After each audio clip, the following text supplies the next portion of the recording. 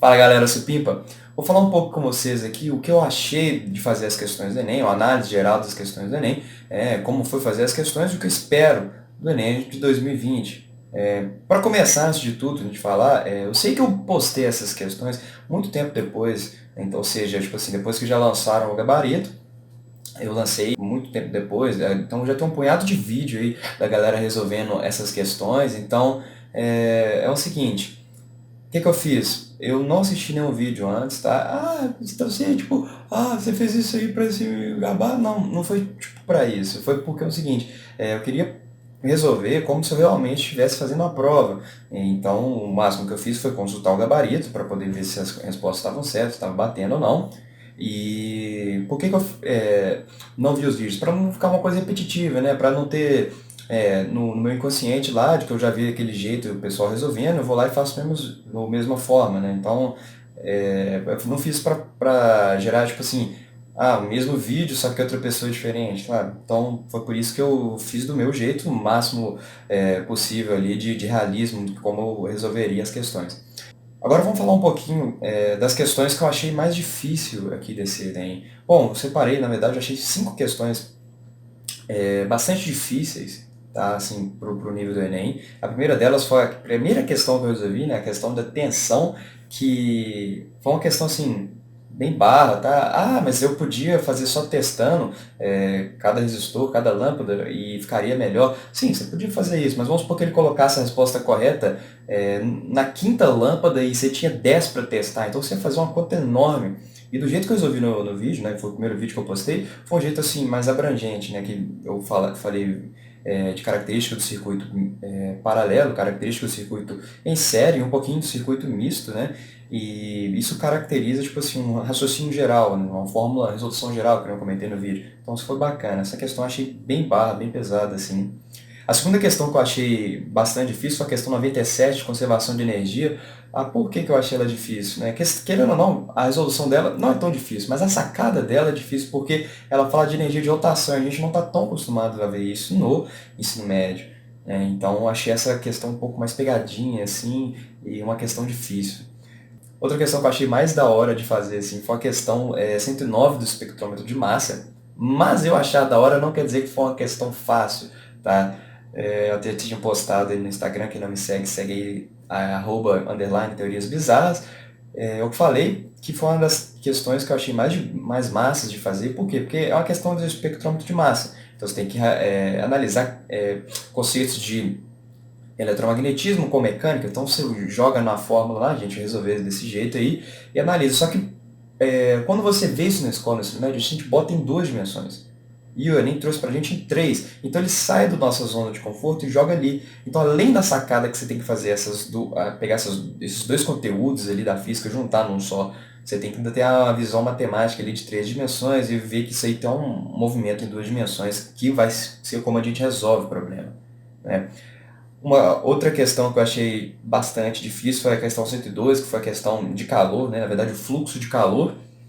E por que eu achei difícil? Porque, bom, eu pelo menos não esperaria com a questão de fluxo de calor que a gente tinha que analisar fórmulas, né? Fazer uma análise de fórmula assim e substituindo, tipo, e vai cortando várias coisas, substitui ali no final poucos valores e a gente chega numa relação ali, né? Que ele fala constante K para ambas situações. Então foi uma questão assim que eu, na minha opinião, fiquei surpreso, porque quando ele fala de calorimetria, calor, ele já joga aquela fórmula de calor, né, de que é ΔQ igual a MC ΔT, inclusive tem uma questão dessa, tipo assim, a gente já esperto, a gente já preparado por isso, então essa questão de fluxo foi bem interessante. Primeiro, porque ele dá a noção de fluxo no primeiro parágrafo, mas ele não fala direito que é fluxo ali, então achei tipo assim, um jeito de pegadinha, mas uma questão difícil que precisava ser tinado, saber o que era, de como preparava a fórmula. E a última questão que eu tenho para falar é da questão 135, né? Nesse caso, todas aí que eu estou falando da prova amarela, que é a questão do Vant. Bom, por que ela é uma questão difícil? Por quê? Porque ela pega conceitos geométricos ali que a gente tem que fazer. Você tem que descontar partes ali de 20% que a gente vai fazer, né? Das nossas análises ali de distância. A gente tem que fazer essa distância, né? Que ele pega o avião, coloca ele numa linha reta assim, e depois te dá um plano e joga aqui. Ou seja, você tem que fazer essa análise, interpretação geométrica ali, fazer a interpretação de Pitágoras ali, e ainda jogar MRU, né, naquele formato todo que a gente vai estar fazendo essas questões. Ou seja, vai ser uma coisa bem complicada, bem trabalhosa, que precisaria de uma sacada a mais. Tá?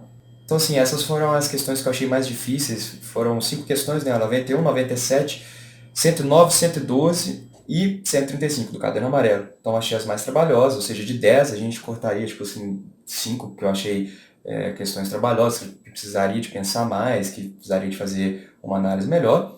E fazer uma análise maior da prova, assim, foram, tirando essas 5 questões, 10 questões que eu achei bem condizentes, que a gente vê no ensino médio, foram várias questões teóricas, então dá para fazer um paralelo bem bacana, né? Você faz cálculo, faz teórico, faz cálculo, faz teórico, né? Uma estratégia de prova aí. E as questões teóricas teve algumas difíceis, tá? Mas tipo assim, não no nível dessas cinco que eu falei, mas são questões teóricas difíceis, tá? Mas foi algo tipo assim esperado, tá? Teve uma questão de força, né? Que a mulher amarrava lá um slackline em duas árvores, que eu achei tipo, uma questão muito fácil, uma forma de fazer tipo bem rápida que dá para resolver aquilo ali. E então assim, na minha visão geral, o Enem foi dessas 10 questões foi o que esperaria. E as 5 questões difíceis ali foram as questões mais pesadas de se fazer, assim, ou seja, então na minha opinião, de 10 questões ali, 5 é passível, tipo assim, de errar, claro, com certeza, ou é entendível se você tiver errado uma dessas 5 que eu falei, porque é uma questão muito, são questões difíceis, tá? Ah, mas eu errei as outras 10 que você falou, isso não é entendível? Não, sim, a gente sabe que tem N fatores, mas que eu tô falando, tipo assim, que precisaria de um pensamento a mais ali, seria uma pessoa que está fazendo um intensivão ali, está estudando o dia inteiro, né? Não que isso seja o melhor tipo de estudo, mas é o que a gente vê o pessoal fazendo mais aí. Então, seria uma pessoa assim que tipo consegue fazer fechar esse conteúdo todo da física ali, guardar ali e levar para a prova. Mas a gente sabe que tem várias outras matérias, então, tipo, isso, querendo ou não, acaba sendo uma tarefa muito difícil, tá?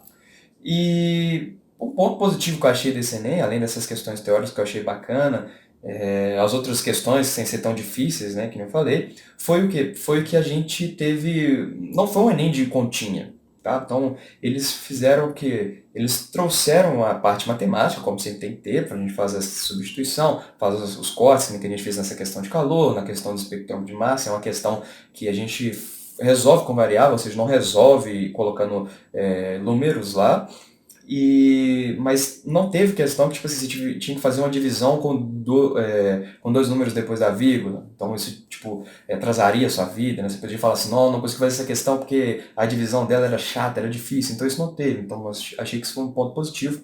Tá? Então achei que isso foi um ponto para o Enem. Né? E acredito que deva se manter esse raciocínio aí.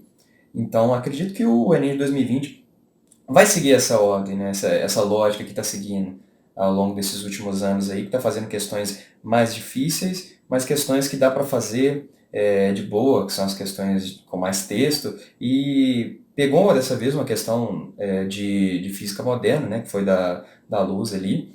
Então a gente tem que ler um pouquinho sobre física moderna, então você já garante uma questão aí que provavelmente deve cair também.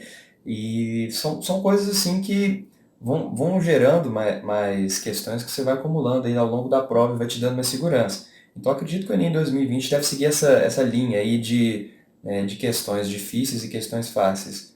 Não que 5 questões difíceis sejam uma boa, né? Porque eu achei essas 5 questões as mais difíceis mesmo.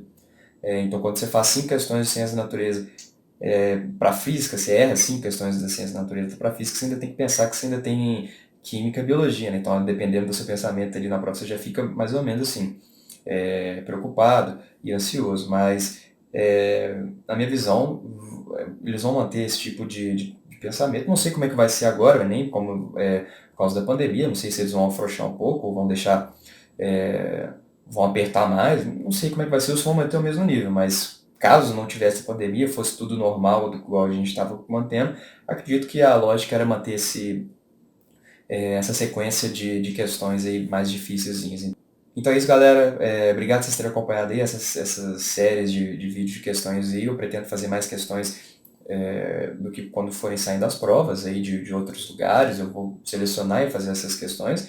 E vou seguir com os vídeos de curiosidades, de divulgação científica aí para sempre aí, que a gente vai estar tentando cada vez mais povoar o canal aí com mais vídeos e inscritos. Então é isso, galera.